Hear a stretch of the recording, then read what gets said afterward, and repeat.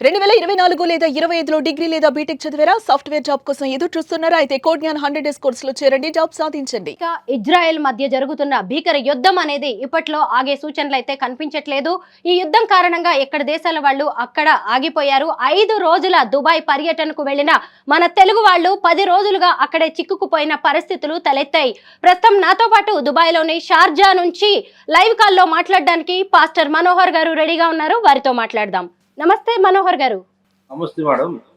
మనోహర్ గారు, అసలు మీరు దుబాయ్ ఎందుకు వెళ్ళారు? అక్కడ ఏం జరిగింది? దుబాయ్‌లో ఒక 3 డేస్ కాన్ఫరెన్స్ ఉంటే దానికి వచ్చాను మేడం.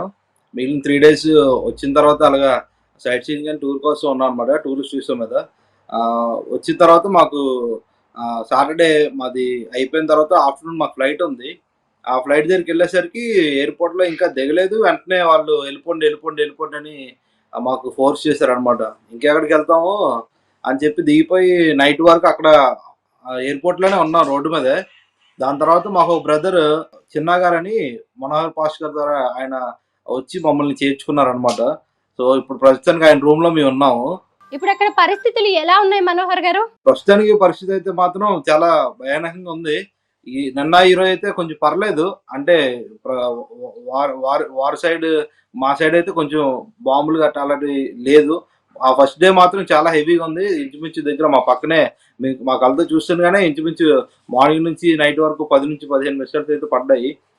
మేము కూడా వీడియోస్ తీసాం వాటిని. కొంచెం బిల్డింగ్‌లు అవి అదరటం అవి బాగున్నాయి. ఫస్ట్ టైం మాకు కూడా ఈ బాంబ్స్‌తో చూడటం గానీ, పడినప్పుడు శబ్దాలు గానీ, అవన్నీ మాకు కొంచెం ఫస్ట్ టైమే. ఫ్యామిలీస్ కొంచెం బాగా వర్రీ అవుతున్నాయి. అదే మాకేం ఏం అర్థం అవ్వట్లేదు. మేము వెళ్ళలేని పరిస్థితి. వాళ్ళు మా దగ్గరికి రాలేని పరిస్థితి అయిపోయింది. మీకు ఇప్పుడు అక్కడ ఇంటర్నెట్ సౌకర్యం ఉందా? కుటుంబ సభ్యులతో మాట్లాడగలుగుతున్నారా? ఇంటర్నెట్ అంటే ఇక్కడ ఎవరైనా రూమ్‌లో వైఫై ఉంటే ఆ వైఫై వాడుకోవటమే. ఇంటర్నేషనల్ రీచార్జ్ చేసినా సరే మనకి 150 మినిట్సే కాల్స్ ఇస్తున్నాడు. అది ఎంతసేపు ఉంటుంది, అది అవ్వదు. ఆ ఇంటర్నేషనల్ ఉంటే ఇన్‌కమింగ్, ఔట్‌గోయింగ్ రెండిటికి కలిపి 150 ఎక్కువసేపు మాట్లాడటానికి అవ్వదు. నెట్ ఆన్ చేద్దాం 2 మినిట్స్ 2 జీబీ ఇస్తాడు. అది ఇంకా ఎవరితో కాంటాక్ట్ చేయడానికి కూడా అవ్వదనమాట. ఏదో కొంచెం తెలిసిన బ్రదర్ ఉండటం, ఆయన వైఫై అవటం ద్వారా కొంచెం ఇంటికి వాట్సాప్ కాల్ గానీ, బోటిం నుంచి, కొమెరా నుంచి గానీ కాల్ చేసి కనెక్ట్ చేయడం జరుగుతుంది. సో, అలా కనెక్షన్‌లు ఉండటం వల్ల కొంచెం వారు ధైర్యంగా ఉన్నారు. లేపోతే వాళ్ళు చాలా కంగారు పడిపోయి మా కోసం వాళ్ళు ఏడుస్తున్నారనమాట. మీరు ఇప్పుడు అక్కడ బయటకు వెళ్లే పరిస్థితులు ఉన్నాయా? ట్రాన్స్‌పోర్టేషన్ ఎలా ఉందండి? ట్రాన్స్‌పోర్టేషన్ అయితే మామూలు వెహికల్స్ తిరుగుతున్నా గానీ బయటికి వెళ్ళొద్దని మాకు సూచనలొచ్చాయండి. నైట్ అంతా పోలీసోళ్ళు కాన్వే అంతా తిరిగిందనమాట. మొత్తం అందరూ బయటికి రావద్దని నోటిఫికేషన్స్ వచ్చాయి. మొన్న అయితే మాకు హై అలర్ట్స్ వచ్చాయన్నమాట ఫోన్స్‌లోనే. బయటికి రావద్దు, మిసైల్ ట్రాకింగ్స్ ఉన్నాయని చెప్పి. కాకపోతే ఫ్యామిలీస్ ఎవరికి చెప్పలేము. ఎందుకంటే ఇవన్నీ మళ్ళీ ఆళ్ళు భయపడతారు ఎందుకని చెప్పి మేము ఎవరికి చెప్పలేదన్నమాట.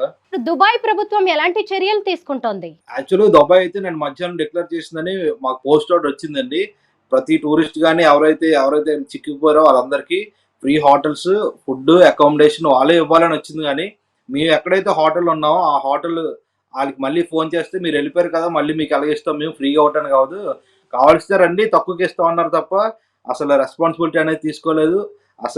ఇక్కడ ఏ హోటల్‌కెళ్ళినా సరే అలాగవ్వదు. మాకు చెప్పలేదు అంటున్నారు ప్రభుత్వం. మాకు ఇక్కడ తెలిసిన బ్రదర్ కొంచెం హెల్ప్ చేయటం వల్ల చిన్నగారు, లేకపోతే మేము ఈరోజు రోడ్డు మీద ఉండాల్సొచ్చేది. చాలా దారుణమైన పరిస్థితి అయిపోద్ది మాకు. ప్రపంచంలోనే అతి పెద్దదైన దుబాయ్ ఎయిర్‌పోర్ట్‌ను కూడా శనివారం వరకు మూసేశారు. అంటే మీరు ఆ తర్వాత మళ్ళీ పరిస్థితులను బట్టి గాని ఏపీకి వచ్చే అవకాశం కనిపించట్లేదు. ఏం చేద్దాం అనుకుంటున్నారు?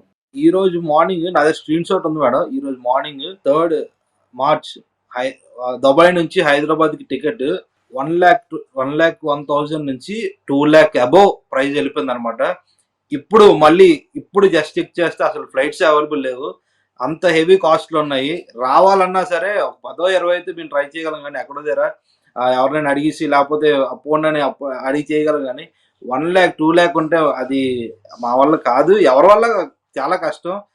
పోనీ మా ఎలిజిబిలిటీలో ఫ్లైట్స్ వద్దంటే అసలు మాకు ఇన్ఫర్మేషన్స్ రావట్లేదు. ఏమీ లేదు. ఈ రోజు వరకు ఒక ఎంబసీ నుంచి గానీ, గవర్నమెంట్ నుంచి గానీ, ఎవ్వరి నుంచి మాకు ఏ మెసేజ్ లేదు.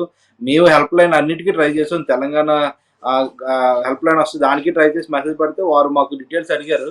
దాని తర్వాత ఇండియన్ గవర్నమెంట్‌కి ట్రై చేసినా అది మాకు హెల్ప్ లైన్ నుంచి రెస్పాన్స్ లేదు. మన ఆంధ్ర హెల్ప్ లైన్ ట్రై చేస్తే అసలు ఫోన్ కాదు, రింగ్ కూడా అవ్వట్లేదు అది. మరి మాకైతే ఇక్కడ ఈ గవర్నమెంట్ నుంచి గానీ, ఎవ్వరి నుంచి గానీ ఏ సపోర్ట్ లేదు. తెలిసిన బ్రదర్ ఉండటం వల్ల కొంచెం మాకు కొంచెం పర్లేదు, లేకపోతే మేము చాలా ఇబ్బంది పడేవాళ్ళం. మరి ఈ విషయంలో ఇంకేం మాట్లాడలేము. ఇంకా కావాలంటే అంటే ప్రూఫ్స్ అయితే ఉన్నాయి, చేసినట్టుగా పెట్టినట్టుగా అయితే మా దగ్గర ఉన్నాయి. యుద్ధం గురించి సాధారణంగా మనం వార్తలు వింటూ ఉంటాము, పుస్తకాల్లో చదువుకుంటూ ఉంటాము. అలాంటిది ఇప్పుడు యుద్ధాన్ని కళ్ళారా చూస్తున్నప్పుడు ఏమనిపిస్తోంది మీకు? మాటల్లో చెప్పలేము మేడం. ఎందుకంటే అది చూస్తేనే మనకి తెలుస్తుంది. ఎవరైనా సరే ఎదురుగా చూస్తే ఇంకేమైనా చెప్పగలం, వివరించగలం అంటే ఏముండదు. అది చూసి అలాగా వరుస చూస్తుండగానే 3 మిస్సైల్స్ మొన్న మధ్యాహ్నం అలా పడుతున్నాయి. ఎవరికి చెప్పినా సరే భయపడటం తప్ప మాకు ధైర్యపరచాలి. మేమే ఇంకా ధైర్యపరచాలి. అలాంటి పరిస్థితి అయిపోయింది మాకు ఇక్కడ. ఇంకా మార్నింగ్ శబ్దాలు బాట్ మన వస్తూనే ఉన్నాయి. ఇంక దాని మించి ఇంకేం చెప్పగలం? మేము భయపడకూడదు. ఇంటికి ఆ విషయం చెప్పకూడదు. వాళ్ళు ధైర్యపరచాలంటే ఇవన్నీ మేము భరించాల్సి వచ్చిందనమాట. అలాగా ఆ పరిస్థితి అయిపోయింది. అటు ఒకళ్ళు మేము భయపడలేము, ఆళ్ళని భయపెట్టలేము. ఈ సిట్యుయేషన్ మాకు మేము ధైర్యపరచుకోవటం, ఒకళ్ళకొకళ్ళు ధైర్యపరచుకోవటమే మాకు సరిపోయిందనమాట. గల్ఫ్ దేశాల్లో చిక్కుకున్న తెలుగు వాళ్ళని తీసుకురావడానికి చర్యలు చేపట్టండి అంటూ ఇప్పటికే అధికారులకు సీఎం చంద్రబాబు నాయుడు గారు ఆదేశాలు ఇచ్చారు. కేంద్ర ప్రభుత్వంతో కూడా సమన్వయం చేసుకుంటూ ముందుకు వెళ్తున్నారు. ఇప్పటిదాకా ఏ అధికారులు మీకు కాంటాక్ట్ లోకి రాలేదా? ఒక్క పర్సన్ మేము ట్రై చేసాం. ఫోన్ నుంచి, వాట్సాప్ నుంచి ట్రై చేసాం, కానీ మినిమం రెస్పాన్స్ లేదండి. కావాల్సి మా ఫోన్ నెంబర్స్ వాళ్ళ హెల్ప్ లైన్కి వస్తాయి, చెక్ చేసుకోమనండి. మేము చేసింది కూడా మా దగ్గర ఉంది. ఒక్క రెస్పాన్స్ అనేది లేదు. మేము చేసాం ఎందుకంటే మేము ఇబ్బంది పడుతూ ఏమైనా అకామిడేషన్ వస్తుందా, లేకపోతే మాకు ఏమైనా ఫ్లైట్ ఏమైనా పెడితే దానికి ప్రైజ్ అయినా ఇచ్చి వెళ్దాము అని చెప్పి రెడీగా ఉన్నాం, కానీ మినిమం రెస్పాన్స్ లేదు. కాల్ లిఫ్ట్ చేయట్లేదు. మా ఎయిర్లైన్స్ వాళ్ళు అయితే ఇంకా దారుణం అండి. వాళ్ళు అస్సలు మినిమం అంటే మినిమం రెస్పాన్స్ లేదు. సలాం ఎయిర్లైన్స్ అంటే అస్సలు మినిమం రెస్పాన్స్ లేదు. మనోహర్ గారు 2 హెల్ప్ లైన్ నంబర్స్ ని ఏపీ ప్రభుత్వం విడుదల చేయడం అనేది జరిగింది. నేను కూడా ఆ నంబర్స్ కి ఇప్పుడు కాల్ చేసి ట్రై చేస్తాను, చూద్దాం ఎలాంటి రెస్పాన్స్ వస్తుందో. కాల్ రింగ్ అవుతుందండి. హలో, నేను స్వరూప అండి, సుమన్ టీవీ నుంచి మాట్లాడుతున్నాను. నేను ఒక సీనియర్ జర్నలిస్ట్. నేను ఇప్పుడు దుబాయ్ నుంచి అక్కడ చిక్కుకుపోయిన పర్యాటకుడితో నేను మాట్లాడుతూ ఇంటర్వ్యూ చేస్తూ ఇంతవరకు ఏపీ ప్రభుత్వం ఏర్పాటు చేసిన హెల్ప్ లైన్ నెంబర్స్ నుంచి మాకు ఎలాంటి సాయం అందలేదు, ఎవరు రెస్పాండ్ అవ్వట్లేదు అని అక్కడ బాధితులు చెప్తున్నారు. నేను ఇంటర్వ్యూలో ఉన్నానండి. వాళ్ళు దుబాయ్ నుంచి నాతో జూమ్లో మాట్లాడుతూ ఉన్నారు.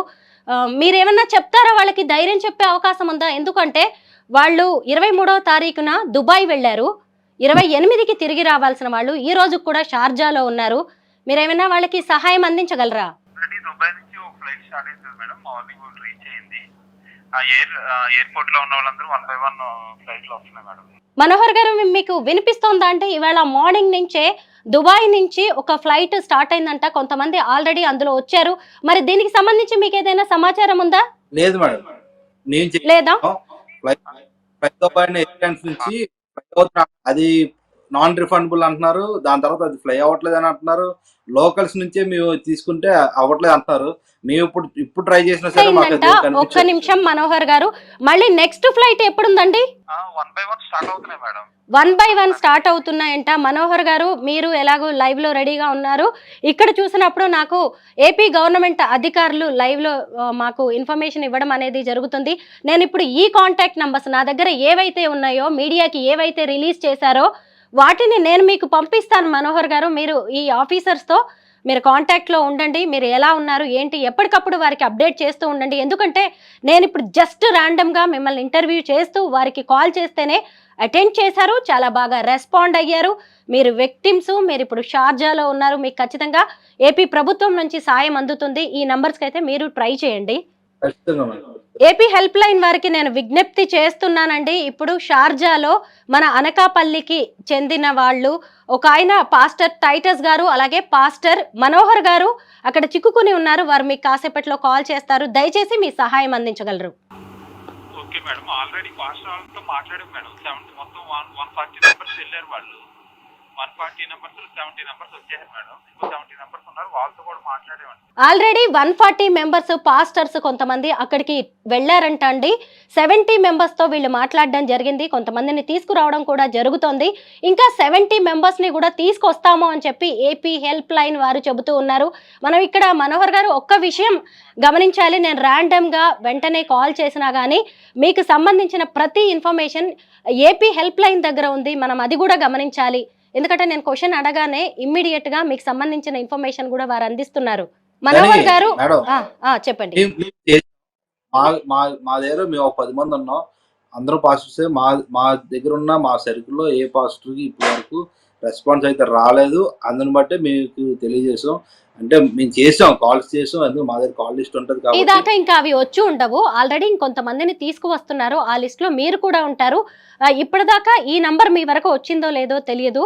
సో మీరు ఈ నంబర్కి ఇమ్మీడియట్ గా కాంటాక్ట్ చేయండి. తప్పకుండా ఏపీ ప్రభుత్వం మీకు సాయం చేస్తుంది. మీరు ఎక్కువ రోజులు అక్కడ ఉండాల్సిన పరిస్థితులు కూడా లేవు. ఎందుకంటే ఇప్పుడు ఏపీ హెల్ప్ లైన్ వారు మాట్లాడుతున్నారు అంటే ఏకంగా ఏపీ ప్రభుత్వం మనతో మాట్లాడుతున్నట్టు, మనతో పాటు ఉన్నట్టు, మనకి సాయం అందించడానికి రెడీగా ఉన్నట్టు. మీరు భయపడకండి. మీరు వెంటనే ఈ నంబర్కి కాల్ చేయండి. ఏపీ హెల్ప్ లైన్ వారికి నేను మరొక్కసారి thank you so much. Thank you అండి. నేను మళ్ళీ మిమ్మల్ని కాంటాక్ట్ చేస్తాను. మనోహర్ గారు, నేను మీకు ఇప్పుడే ఈ ఫోన్ నంబర్స్ పంపిస్తాను. మీరు అలాగే టైటస్ పాస్టర్ గారు ఇద్దరు కూడా ఒకసారి కాల్ చేయండి. నెక్స్ట్ ఫ్లైట్ ఎప్పుడైతే ఉందో, టైటస్ పాస్టర్ గారు మీరు కూడా వినే ఉంటారు కదా, ఈ నంబర్కి మీరు కాల్ చేస్తే సరిపోతుంది. వారు మీకు టచ్లో ఉంటారు. నెక్స్ట్ ఫ్లైట్స్ రెడీగా ఉన్నాయంట. మీరు వీలైనంత త్వరగా అనకాపల్లికి వచ్చేయాలని కోరుకుంటున్నాం. Thank you so much. జాగ్రత్తగా ఉండండి. థ్యాంక్ యూ అమ్మా. మమ్మల్ని మేడం మీరు మమ్మల్ని ఆదరించారు, మమ్మల్ని బలపరిచారు. సుమన్ టీవీకి ప్రత్యేకమైన ధన్యవాదాలు తెలియజేస్తున్నాం.